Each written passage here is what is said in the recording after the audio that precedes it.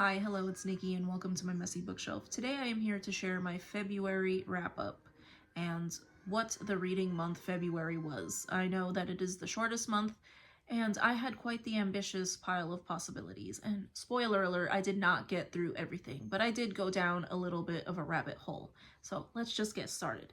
The first book that I finished was Moby Dick. And if you've watched my channel, you know that this was quite the accomplishment for me because I have been trying to read this book for ages. I had tried and failed to read it before, and it was a very meaningful reading experience for me. I ended up loving it so much more than I ever expected. So the right time and the right place to read this. This was a tale of revenge, of adventure, and also a lot of reflection. From our main character or our narrator, because it's debatable to me who the main character is. But yeah, I talked about this. I made a separate video on that, so I won't talk about it too much. The next one that I read was one that I was not expecting to start and finish, and I essentially read it in one sitting, and it is one I cannot believe that I waited so long to read, and that is The Great Gatsby. I don't know why it took me so long to read this book, and I think it was because I had heard some people say they didn't like it. Most notably, my husband hates this book, and I don't know why. I am so mad at myself for not reading this sooner. This book I fell in love with. My heart was just, I can't even explain the way that my heart was just knotted up while I was reading this. The love story in this just pulled at my heartstrings a lot, and I know other people are gonna say it's not a love story, but to me it was decadent. It was just, I can't even describe how much I love this, and it is one I will definitely read again. I loved the fact that it was set in New York in the 20s, and our narrator was just perfect. I love the way that he observes the things around him, and he told us quite a bit about his fellow characters in the novel. And yeah, just forbidden love, bad choices. What more can I say? I loved it.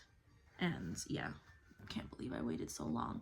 And then the last one that I actually finished was How to Read Literature Like a Professor by Thomas C. Foster, and this one was very entertaining, and I was reading this in conjunction with the audiobook, and now upon further reflection I think that that was a mistake, because I wish that I had actually annotated in this one. I wish I had taken notes. So this is one I would like to return to someday, because once I realized that I wish I was annotating, I was already halfway or more through the book. So very good pointers on how to get more meaning out of the text.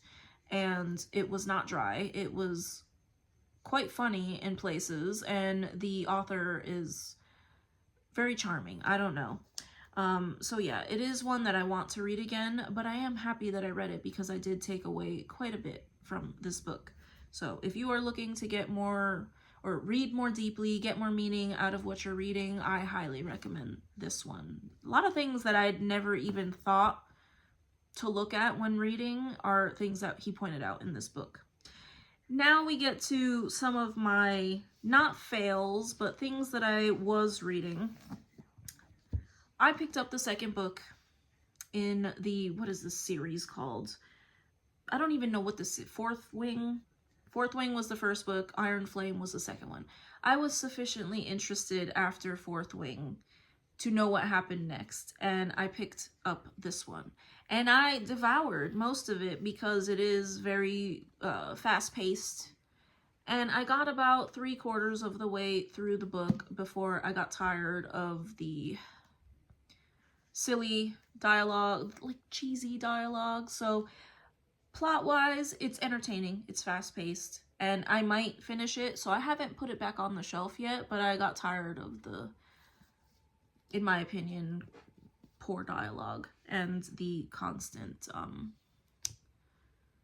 love scenes.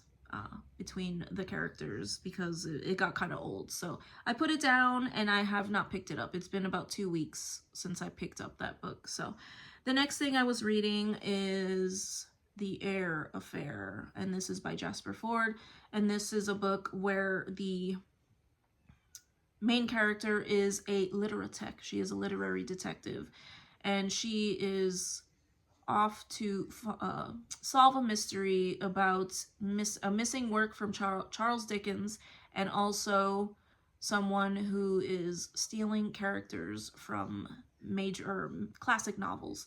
And I found it to be quite bizarre in that there are a lot of things happening. We have the time element.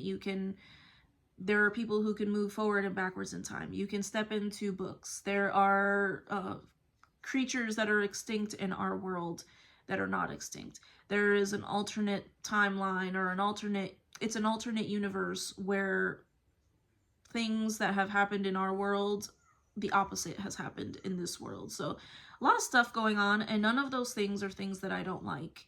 And I did not stop reading because I did not like it.